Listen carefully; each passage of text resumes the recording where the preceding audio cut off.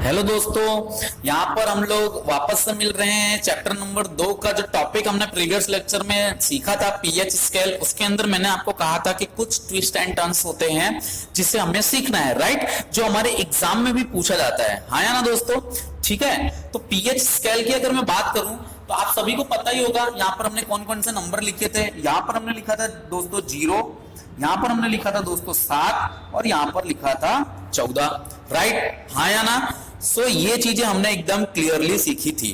Okay, अब जरा बात कर लेते हैं। यहां पर देखिए जरा ध्यान से, ठीक है, कि 0, 7 और 14 इसका क्या मतलब था वो मैं आपको यहां पर समझा देता हूं। ठीक है, आपको पता है कि अम्ल की जो पीएच थी वो कितनी होती है, वो होती है दोस्तों 7 से कम। हाँ या ना, राइट। यदि मैं बात करूं दोस्तों उदासीन की, तो उदासीन की पीएच, उदासीन परमाणु की जो पीएच है वो इक्वल टू होती है 7 और दोस्तों क्षार की पीएच कितनी होती है, ग्रेटर देन 7, राइट। सो इतनी चीजें हमने इन प्रीवियस लेक्चर सीखी थी। ओके, अब इसके अंदर ट्विस्ट एंड टर्न्स क्या होते हैं जरा ध्यान से देखना, ठीक है। मान लीजिए कि मेरे पास है 2 यौगिक। कितने यौगिक हैं दोस्तों, 2 यौगिक हैं, ठीक है।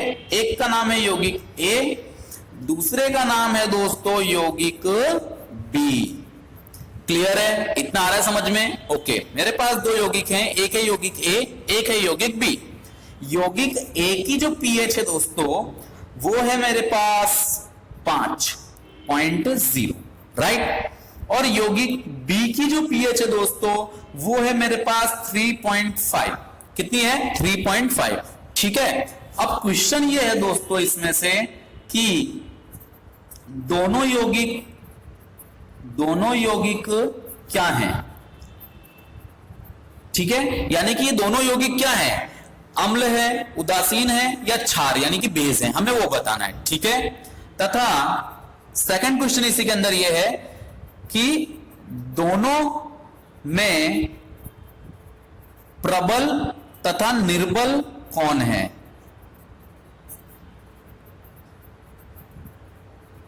राइट। सो ये क्वेश्चन लेकर आया हूं, देखिए ध्यान से। दोनों यौगिक क्या हैं तथा दोनों में प्रबल और निर्बल कौन है, राइट। ये इतनी चीजें हमें बतानी है इस क्वेश्चन पर से। तो जरा ध्यान से देखना दोस्तों कि दोनों यौगिक, यौगिक ए और यौगिक बी, दोनों की जो पीएच है दोस्तों ये 5 है, ये 3.5 है। तो दोनों ही यौगिक की जो पीएच है दोस्तों, दोनों ही यौगिक की जो पीएच है वो क्या है, आप देख सकते हो 7 से कम है।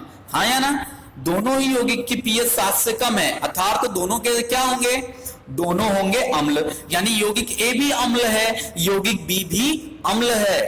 इसलिए दोस्तों ए एवं बी दोनों क्या हैं, दोनों अम्ल हैं, ऐसा हम लिख सकते हैं। तो ये हमारा पहला क्वेश्चन का आंसर हो गया कंप्लीट कि दोनों यौगिक क्या हैं, तो दोनों ही यौगिक क्योंकि उनकी पीएच 7 से कम है इसलिए वो दोनों क्या है, अम्ल हैं यानी कि एसिड हैं, राइट। अब क्वेश्चन ये उठकर आया दोस्तों कि अगर दोनों अम्ल हैं तो उनमें से प्रबल कौन है और निर्बल कौन है ये बताइए। तो जरा ध्यान से देखो आप कि प्रबल और निर्बल कौन हो सकता है। तो इसकी पीएच 5 है और इसकी 3.5 है, तो आप क्या बोलोगे, आपका दिमाग लगाइए। आप ये बोलने वाले हो, मैं आपको जादू करके बताता हूं, आपका आंसर ये होगा कि सर इसकी पीएच 5 है इसलिए यौगिक ए प्रबल होगा और बी की पीएच 3.5 है, कम है, इसलिए यौगिक बी निर्बल होगा। यही सोचा ना सबने, हाँ या ना। तो आप सभी गलत हो, आप सभी क्या हो, गलत हो। क्यों गलत हो, जरा ध्यान से देखिए दोस्तों।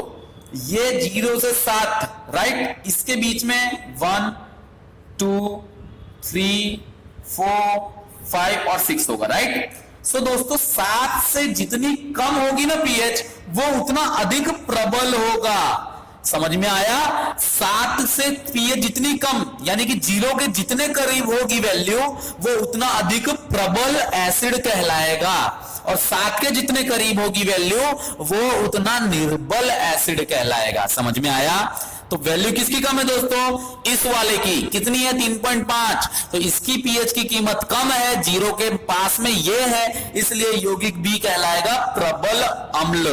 क्या कहलाएगा, प्रबल अम्ल। और ए की वैल्यू कम है, इसलिए यौगिक ए कहलाएगा निर्बल अम्ल।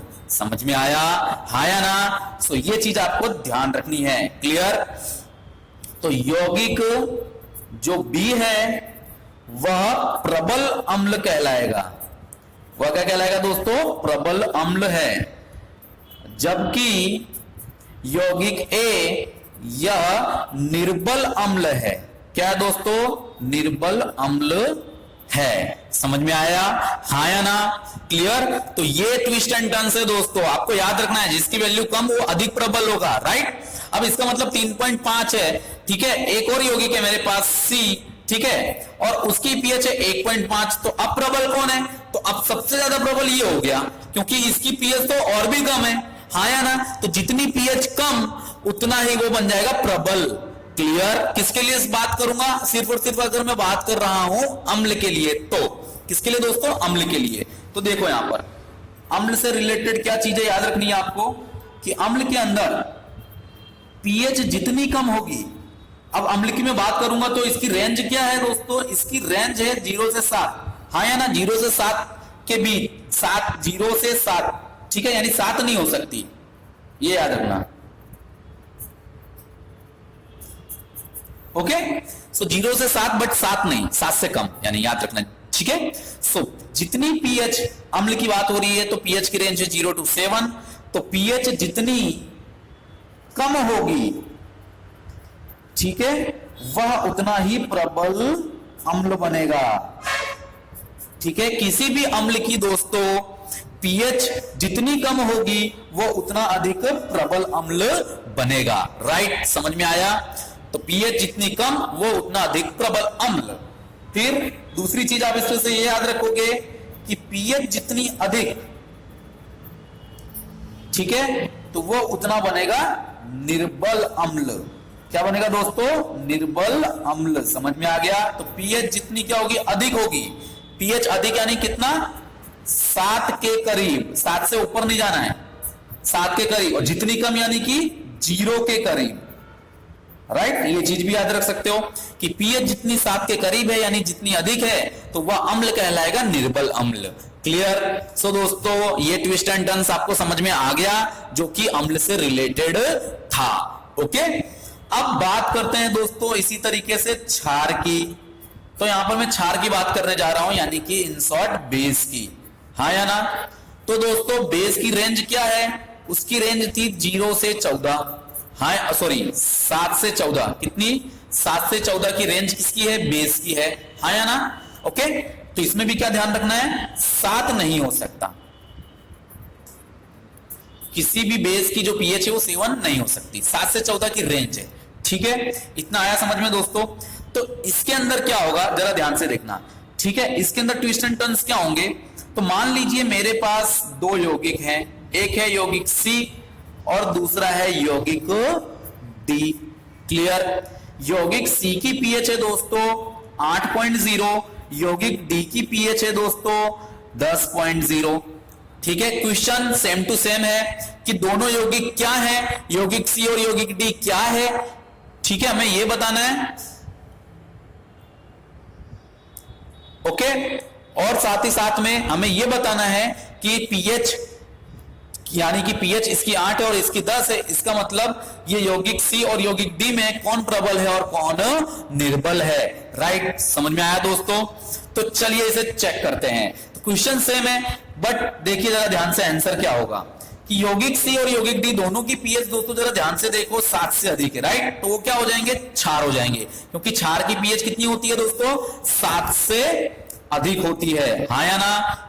चलिए तो यहां पर लिख देता हूं दोस्तों, क्योंकि यौगिक सी एवं डी की पीएच ये क्या है दोस्तों, 7 से अधिक है, इसलिए सी एवं डी दोनों क्षार यानी कि बेस होंगे।